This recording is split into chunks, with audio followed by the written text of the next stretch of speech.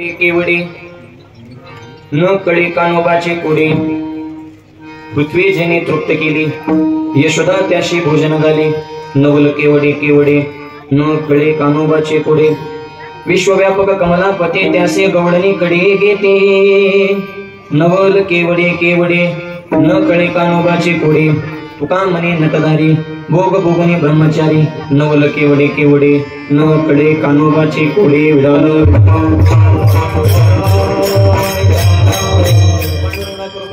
दुसरे चरण संदाच्या त्यांच्या कृपादाने कधीचा विस्तार व्हावा सद्गुरु दासोबा ओम नमो ज्ञानेश्वरा करुणा करा दयाळा तुमचा नगरला गुरु पावन जाणो चराचरी नमो सद्गुरु तुकया ज्ञान दीपा नमो सद्गुरु सचितानंद रूपा नमो सद्गुरु भक्त कल्याण मूर्ती नमो सद्गुरु भास्करा पूर्ण कीर्ती जगद्गुरु तुकोबाच्या भंगातून भगवान श्रीकृष्णांच्या चरित्रातलं नवल आणि त्या नवलाचं विशेष महत्व सांगतात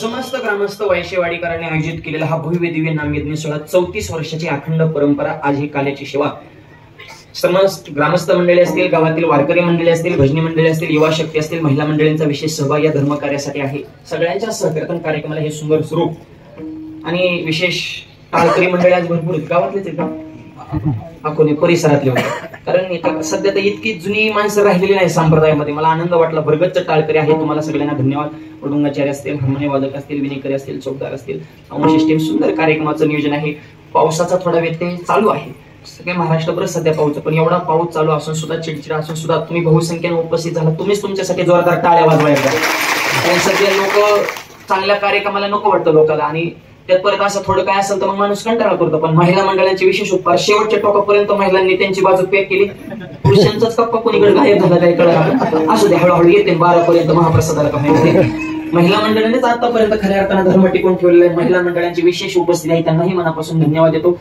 सगळे संयोजक आयोजक नियोजक व्यासपीठ चालक असतील ही सगळीच मंडळी सगळ्यांना सोबत घेऊन आपण हा भव्य दिव्य सोहळा संपन्न करत आहोत सगळ्यांना धन्यवाद सेवेला प्रारंभ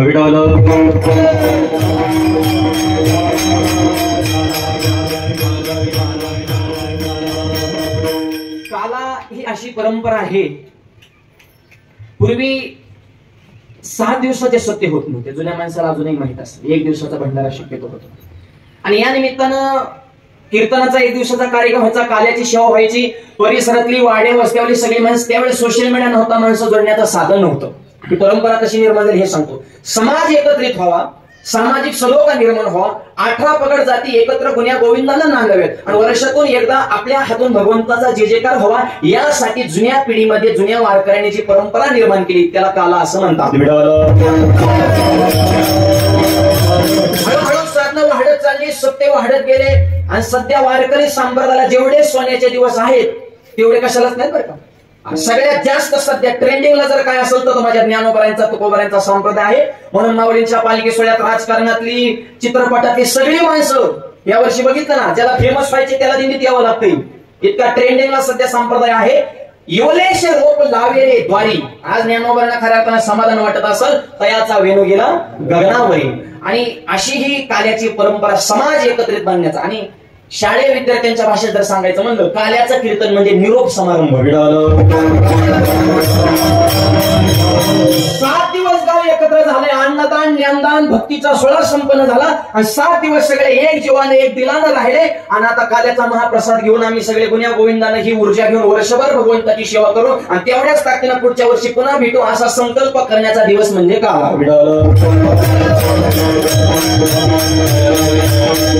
आणि अशी ही काल्याची सेवा समाजाला बांधण्याचं काम करते आणि म्हणून या काल्याच्या सेवेला अभंग तुकोबारांचा आहे कृष्णाचं नवल सांगणार आहे नवल केवडे केवडे न कळे कानोबाचे कोडे सगळे नवलच आहे बरं का अभंगामध्ये प्रत्येक चरण हे एक विशेष नवल आहे पण सगळ्यात मोठं नवल सांगू का 5000 वर्ष झाली भगवान श्रीकृष्णाने अवतार घेऊन नीट आहे का पण तेव्हापासून कृष्णाचं चरित्र चालूच आहे बंद नाही आपल्याच गावात 34 वर्ष झाला सप्ताह चालू म्हणजे 34 काल्याचे कीर्तनात आपण हेच ऐकली परिसरातली वेगळी आळंदीतली वेगळी वारीला गेलं पंढरपुरातली वेगळी कमीत कमी म्हणजे 100 पेक्षा जास्त काल्याचे कीर्तन कमीत कमी म्हणतो बरं का तुम्ही ऐकलेले असतील कृष्णाच्या चरित्रात बदल आहे का तोच कृष्ण तेच गोपाळ तीच यशोदा तेच खोड्या तेच हाणामाऱ्या पण त्याच गोष्टी पुन्हा पुन्हा ऐकू वाटतात याला म्हणायचं नवल नोवल कळतंय का बघा. कालचा पेपर आज कोणी वाचत नाही, 5वीचं पुस्तक 6वीला जमत नाही, 5000 वर्ष झालं त्याच चरित्र त्याच खोड्या पुन्हा पुन्हा ऐकू वाटतात. हे सगळ्यात मोठं नवल आहे.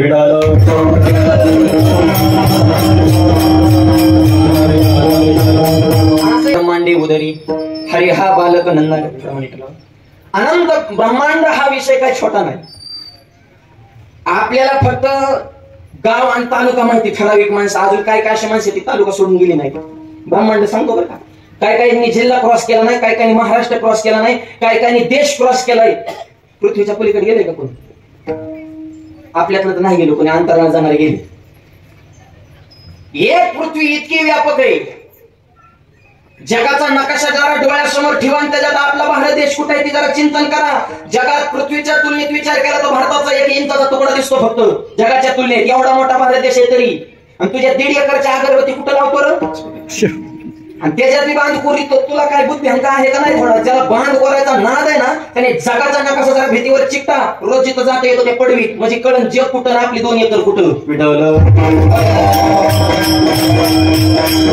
विनाकारण लोकांना त्रास द्यायचा, कारण बुद्धी त्या लेवलची नाही, जगाचा अभ्यास नाही. एवढी मोठी पृथ्वी, पण अशा पृथ्वीसारखे दुसरे 8 ग्रह आहेत. टोटल आहेत 9. आणि 9 ग्रहाला सांभाळतो सगळ्याचा बाप आहे सूर्य.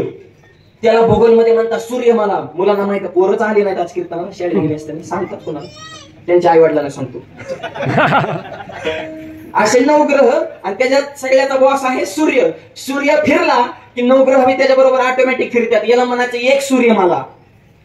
शास्त्रज्ञांना अजून पृथ्वीचाच अभ्यास झाला नाही. बाकीच्या ग्रहाचं क्वचित डोकं लावले, चंद्रावर गेले, तो पृथ्वीचा उपग्रह आहे. असे बाकीचे ग्रह आहेत. एक सूर्यमाला, अशा अनंत सूर्यमाला, त्याला म्हणायचं ब्रह्मांड. ब्रह्मांड हा विषय आपल्या बुद्धीच्या बाहेरचा आहे, शब्दात सांगता येत नाही, त्याला ब्रह्मांड म्हणतात. पण एवढं व्यापक ब्रह्मांड भगवंताच्या उदरामध्ये साठवलं, अनंत ब्रह्मांडे. मग देव केवढा असेल तर विचार करा.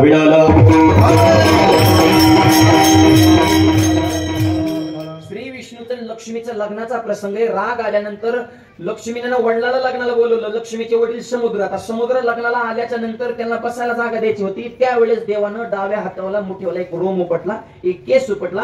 आणि केस उपटल्याच्या नंतर, एक रोम उपटल्याच्या नंतर मनगटामध्ये जो खड्डा निर्माण झाला, जी जागा निर्माण झाली, हात पुढे केला आणि पुढून आलेले 7 समुद्र एका रोमाच्या खड्ड्यामध्ये साठवले. नीट ऐका, ज्याच्या एका रोमाच्या खड्ड्यामध्ये 7 समुद्र बसवण्याची ताकद आहे, एवढा प्रभू अनंत ब्रह्मांड त्याच्या उदरात आहे. पण भावाच्या जोरावर तो कृष्ण झाला अभंगाच्या पहिल्या.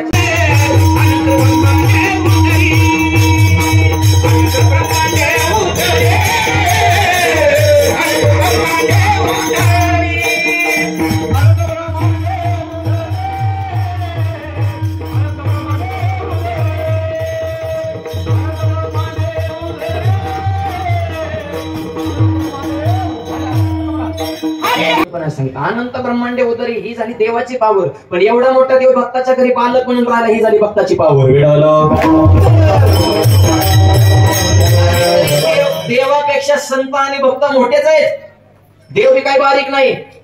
दयापासून सगळं महिमंडळ हे झाले. अनंत ब्रह्मांडे एका रोम्याची दिंडी, ही देवाची ताकद आहे. अनंत ब्रह्मांडे उदरी.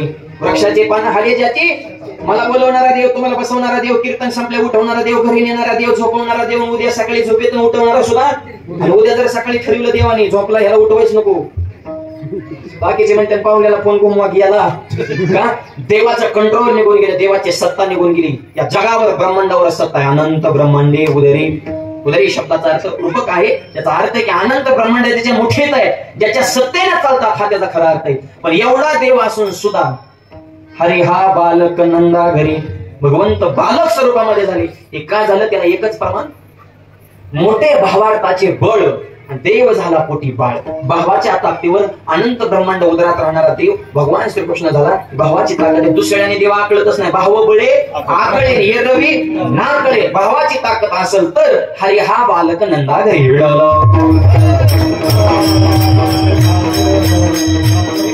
नंदाघरी राहिला. आपण नंदाघरी तो आला कसा, कुठून आला? मथुरेतून मथुरेतून आला, पण मथुरेच्या आधी कुठं होता? वैकुंठात होता. वैकुंठातून मथुरेत आला, मथुरेतून गोकुळात आला, गोकुळातून परत द्वारकेत गेला, द्वारकेतून परत हस्तिनापूरचा राहिला, म्हणजे फिरतच राहिला. पण मूळ प्रश्न आमचा देव अवताराला का आला? तर उत्तर आहे का, जगामध्ये अधर्म वाढला की देवाला अवतार घ्यावा लागतो. आणि सध्या सुद्धा देवाला अवतार घेण्यासारखीच परिस्थिती झाली. काय खऱ्याला किंमत राहिली नाही जगात. खऱ्याला पुळी, खोट्याला पुरणपोळी, खरं खाता गटकाळी, गरीबाची फाटली जोडी, उसळ्याला टोळी, मोठ्याच्या घरात पोत्या पोत्याने पडली साखर, गरीबाला मिळाला भाकर, शेतकरी राजा असून मी झाला नोकर. सध्या लय अवघड झाले, खऱ्याला किंमत राहिली नाही. त्या जपानमध्ये चोर पकडा मशीन आली, एका तासात 500 चोर सापडलं. चोर पकडा मशीन अमेरिकेत नेले, एका तासात 2000 चोर सापडलं. चोर पकडा मशीन भारतात आणलं, अर्ध्या तासात मशीन चोरीला गेलो. चोराला तर मिळलंच नाही, पण मशीनच नेलं नुसते लाबड्या. राशींचा बाजार भरला, राशींच्या बाजारात एकदम माशा मारायची पावडर विकायला बसलं. 2 रुपयाला पुढे माशा मारला, 2 ला पुढे. लोक म्हणजे 2 लाच माशा मारतात, मारण्याच्या पुढे कापले. एक जण घरी गेला, बायकोला पुढे सोड पावडर आणली, पुढी सोडली, पुढी पावडरच होती, कागदाची चिठ्ठी होती, चिठ्ठी पेनाने लिहिलं होतं, उजव्या हाताने जेवण करा, डाव्या हाताने माशा हात. आता हे काय औषध आहे का काय का काय, म्हणजे सगळं आधर्मच वाढला ना. म्हणून तर जनाबाने अभंगच लिहिला, धुंदा झाला तुझा दरबार, धुंदा झाला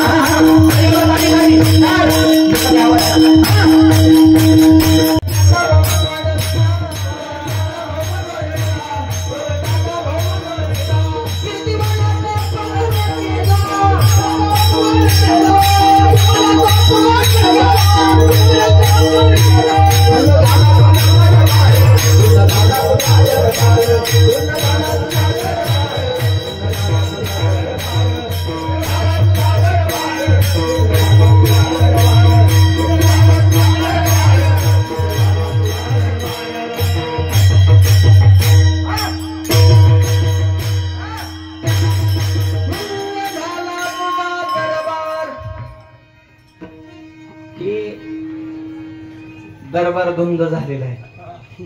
सध्या अवघड झाले. अहो ते पुण्या मुंबईच्या कडन 10व्याची पंचायत आहे. परवा त्या पुण्यामध्ये एका माणसाने बापाचा 10वाच बामणाला उक्ता दिला कावळ्या सकट. काका म्हणले 10,000ला काय 20,000 घ्या, सगळं तुम्हीच करा. काका म्हणले सगळं मी करतो, पण टकलं कुणाचं करतो, कीर्तन घेऊन वरपट्टी. धुंद झाला तुझा. हा ही बघा 10 मिनिटं टीव्ही तुम्ही बातम्या बघा बरं, तुम्हाला दिवसभर करमत आहे का? काय चांगलं नाहीच, नुसती निगेटिव्हच. पॉझिटिव्ह तर काय बातम्याच नाही. नुसते हे बोलले, ते कणले, हे वकले, हे लुटले, धुतले, चोरले, पळाले. अरे हा महाराष्ट्र आहे का? हा भारत देश आहे का? ही संतांची भूमिका. धुंद झाला तुझा. तर अधर्म वाढत चाललाय. अधर्म वाढला की पृथ्वीला माणसाचं वध सहन होत नाही. तिने डायरेक्ट गायीचं रूप धारण केलं. ब्रह्मदेवापाशी जाऊन विनंती केली, पत्स्वरूपी पृथ्वी ब्रह्मापाशी जा.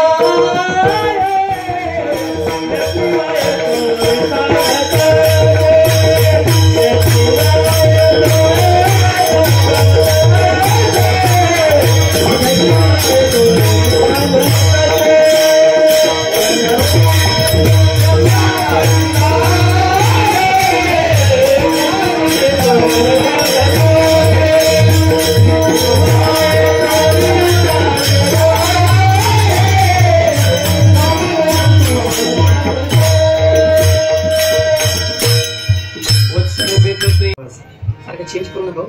नेत्री वा येतो ये सांगत असे डोळ्यातून पाणी गाळायला सुरुवात केली. पृथ्वीने ब्रह्मदेवाला विनंती केली, अवतार घ्या. आवाज वाढवला. ब्रह्मदेवाने सांगितलं, मला फक्त माणसं निर्माण करायचं माहिती आहे, बाकीकडे आपण डोकं लावत. प्रत्येक देवाचं खाते ठरलेत ना, उत्पत्ती, स्थिती आणि लय. आपल्याकडे उत्पत्ती, बाकी आपण डोकं लावतच नाही. म्हणले महादेवाकडे गेल्या. महादेव म्हणले, मला फक्त माणसं उचलायचं माहिती आहे. डिलीटचे बटन आहेत महादेवाकडे, त्याच्यामुळे राहिलं स्मशानभूमीत आहे ना. सगळे देव गावात, ते कुठं गावाच्या बाहेर. आपण बाकी डोकंच लावित नाही. ती कशी वागत आणि कशी. आपल्याकडे फक्त उचलायचं काम आहे. म्हणले चांगला असला तरी उचलायचं, आणि वाईट असला तरी फक्त बायोडाटा बघायचं. त्याचं ठरलंय कधी बा. म्हणले विष्णूकडे ते अवतार फिवतार तसले भानगडीत आम्ही पडत नाही. म्हणे विष्णूकडे जावा. म्हणजे तुमचा प्रश्न म्हणजे ब्रह्मदेवाच्या ऑफिस मधून महादेवाकडे, महादेवाच्या ऑफिस मधून विष्णूकडे. म्हणजे हे आता जे माणसाला फिरायला लागतं ना सरकारी कामाला, पहिल्यापासूनच लोक म्हणजे लय फिरलो तेव्हा काम. अरे लोकांनी पृथ्वीला फिरविलं भाऊ, तुझं काय तुला किरकोळ आला. फिरल्याशिवाय कामच होत नाही. विष्णूकडे गेला. विष्णू म्हणजे काय सोपं आहे का? सासरवाडीत राहिलाय तो. मोठी माणसं तिकडेच राहत असते. हा, सासरवाडीत राहिला, समुद्र क्षीरसागर, भावाची गादी, बायको पायचो काय कमी वजन आहे का, कायम डोळं झाकूनच कमन नयन. आणि पृथ्वी गेली विष्णूकडे, पण डायरेक्ट विष्णूची भेट नाही, पियाने अडवलं. विष्णूची पिय कोण आहे माहिती का? लक्ष्मीचे हाती, लक्ष्मीचे हाती,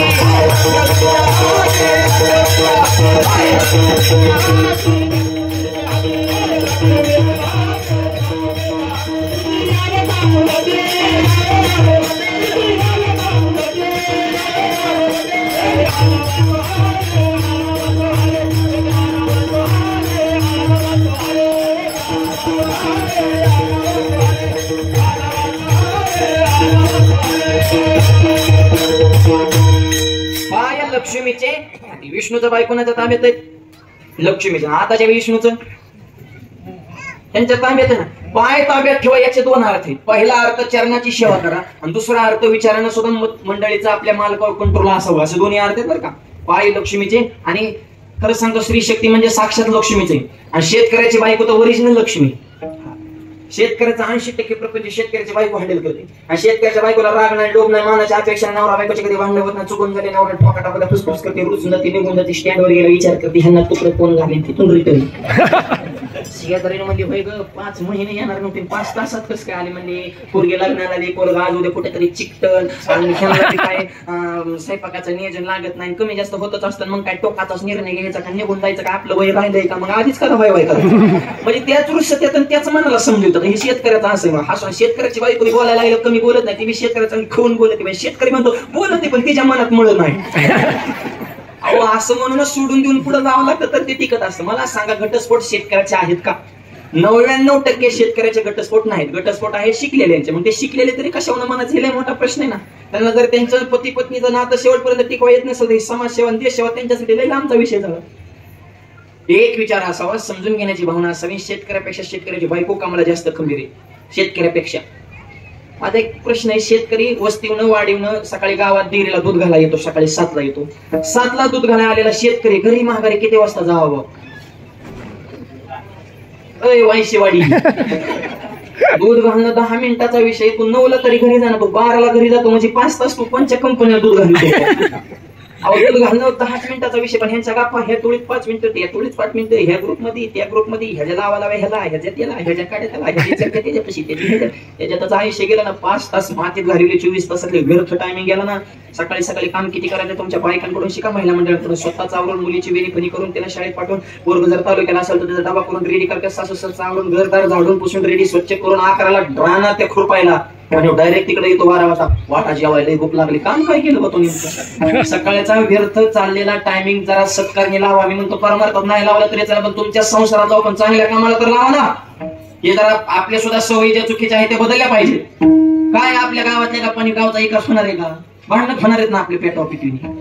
त्यामुळे व्यर्थ टायमिंग. ती महिलांकडून शिका सकाळी काम किती करायचं. म्हणून स्त्री शक्तीचा फार मोठा अधिकार आहे. स्त्रियांवर टीका करण्याचा कोणाचा अधिकार नाही. आमच्यातली काय काय महाराज मंडळी म्हणते की एखादी गोष्ट महिलांना सांगितली ती गोष्ट महिलांच्या पोटामध्ये राहत नाही. नीट आहे का? अख्खं जग म्हणते की महिलांच्या पोटामध्ये काहीच राहत नाही, पण मी म्हणतो अख्ख्या जगाला अगोदर महिलांच्याच पोटात राहावं लागलं मग जन्माला यावं. देव जरी असेल तरी डायरेक्ट अवतार आलाय का नाही? आज कृष्णाला आपल्याला आणायचं अवतारला, पण देव की जर नसेल तर कृष्ण येईल का? ही स्त्री शक्तीची ताकद आहे. विडवलं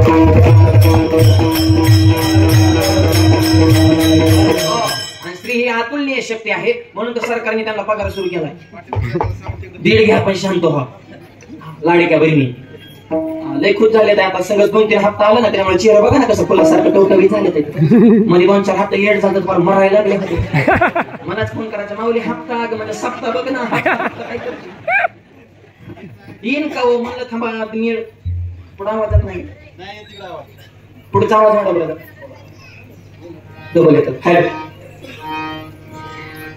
अरे तुमच्याकडे काम नाही, तुमच्या मालकाकडे काम. अहो पण मला तर आधी सांगा ना, आधी पियला बी काय मधली कमी वजन आणतात का काय? मधल्याने तर पीठ भाग केले, चेहऱ्यापेक्षा पिठल्याच गरज झाली.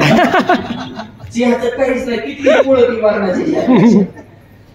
विष्णू जर बघून म्हणजे परत आणि मला काम सांगा, मग लयच आवाज मिक्स व्हायला लागला. थोडा कमी काय टाकणार, समोर थोडा डबल आवाज आला ना प्रॉब्लेम. तुमच्या ह्याने कंट्रोल करा, फक्त डबल.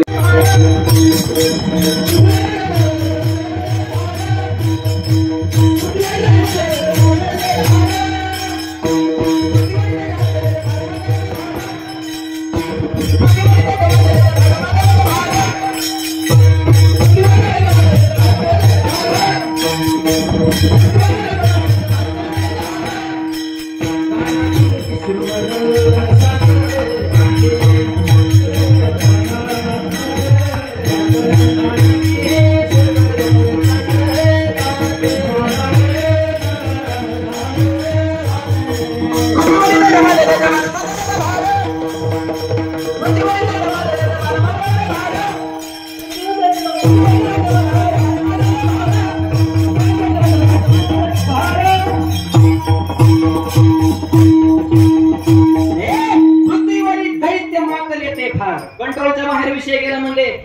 धर्म यज्ञ यात सत्य होऊन गए दैत्य मध्ये चांगल्या कामाला आडवं चालायला लागले, दिंड्या बंद पाडल्या, सत्य दिये करायला लागले.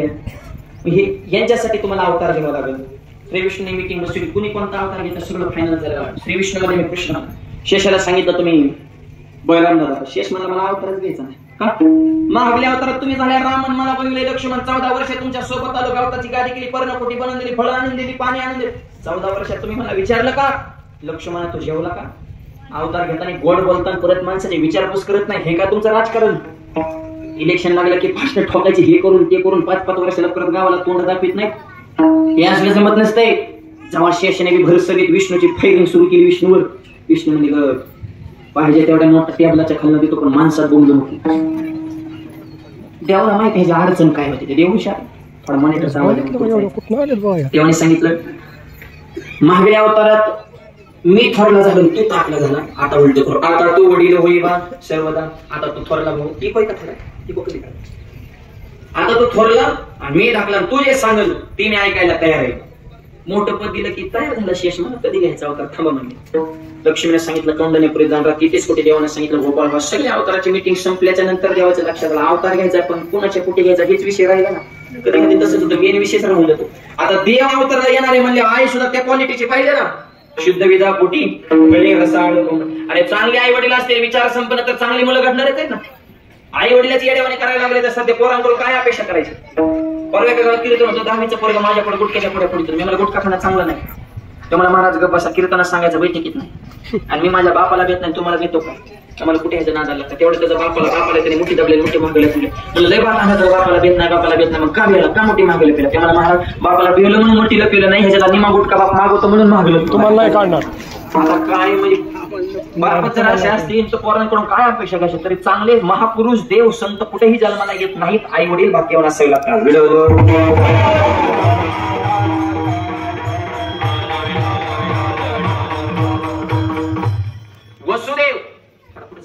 वसुदेव आणि देवकी मातेच्या पोटी अवतार घ्यायचं ठरवलं. श्रावण महिना कृष्ण पक्ष अष्टमी तिथी रात्री 12चा प्रसंग, विजांचा कडकडा धो पाऊस जण पडत्या पावसामध्ये गोपाल कृष्ण भगवान अवतारात 8वा, आईच्या पोटी 8वा, जन्माला आलेलं वय 8 वर्षाचं. आईच्या डोळ्यामध्ये पाणी आलं. धनी कंसाची कळेल, माझ्या बाळाची मारेल, सोडा सोडा मिठी, लपवा लपवा जग जिती. ऐका, जन्माला आल्याच्या नंतर 8 वर्षाचं वय. आई सोबत संवाद केला, आई रडू नको, मी मारा आलो नाही, मी मारा आलोय. फक्त एक काम करा, मला इथं ठेवू नका, कुठं घ्या.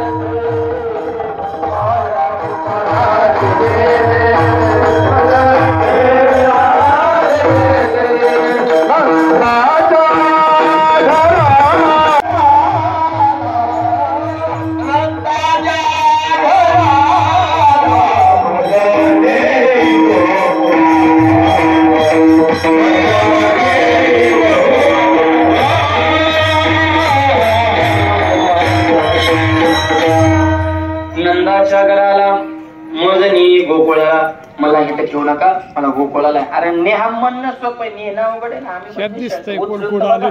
उचलेला कमळापती, पायीची बंधने गळती, रक्षपळांना झोपा लागलेल्या आहेत. दरवाजे उघडे झाले, हातातले साखळदंड गळून पडलेले आहेत. वसुदेवजींनी मायबाप भगवान श्रीकृष्णाला टोपलीमध्ये घेतले. यमुना नदी आडवी आली, तिला दर्शन दिलं. पलीकडे गेल्या नंदवरच्या वाड्यामध्ये गेले. यशोदेजवळ मुलाला ठेवलं आणि मुलीला घेतलं. आणि काय का देवाच्या बापानं सुद्धा पोरीला जवळ केलं, पोराला लांब केलं. कोणत्याही कारणाने असू द्या, पण दिसताना कसं दिसतंय, मुलाला ठेवलं मुलीला घेतलं. म्हणून मुला मुलीत भेद करून तुम्हाला 5,000 दिले, तिला 9वा महिना आहे, तिकीट काढायचे बस. त्या राष्ट्रपतीने आपण फक्त पती स्वतः अधिकार आहे का. त्याच्यामुळं मुलीच्या जन्माचं स्वागत करा. एकच वाक्य आहे का, मुलीला जगू द्या मुलाच्या समान, वाचवा मुलीचा प्राण, मुलगीच आहे भारतीय संस्कृतीची शान. अरे मुलगी शेवटी आई बाबाच्या कष्टाची जाण, म्हणून मुलीच्याच पोटी जन्मातील श्रीकृष्ण भगवान. देवी पण अगोदर देवकीत आली पाहिजे, त्याच्यामुळे मुलामध्ये आणि मुलीमध्ये भेदभाव करू नका. हे अगोदर तुम्ही शिका. म्हणल्यामध्ये स्त्री जातीचं स्वागत तुम्ही करा. तुम्हाला मुलगा झाला की तुम्ही हॉस्पिटलमध्ये खुश होता, मुलगी झाली की नाराज होता. तुम्ही जर तुमच्या जातीचं स्वागत नाही केलं, जगाला मारायला स्वागत करा. तुम्ही आधी प्रसन्न राहा, तुम्ही मोकळे मनाने मुली स्त्री जातीचं स्वागत करा. जग आपोआप स्वागत केल्याशिवाय राहणार नाही. रूपवान फुलवान गुणवान शिलवान ते बाळ पाहिल्याच्या नंतर त्या गवळणीच्या सगळ्या रूपणामध्ये वार्तावर काय म्हणतात गवळणी.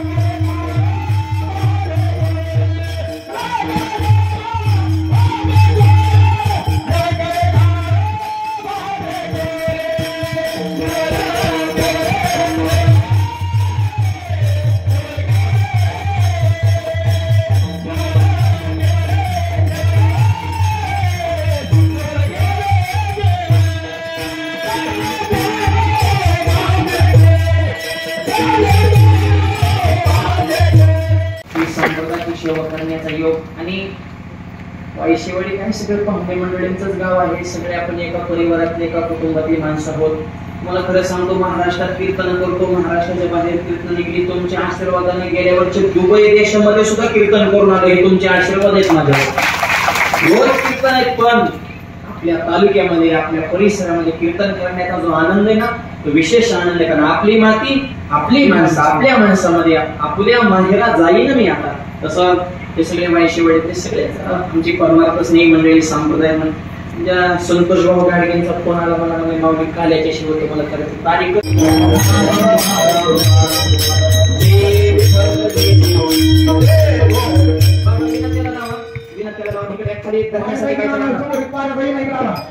मंदिरातले विनेकर इकडे या. घेऊन या लवकर. चल खरीदार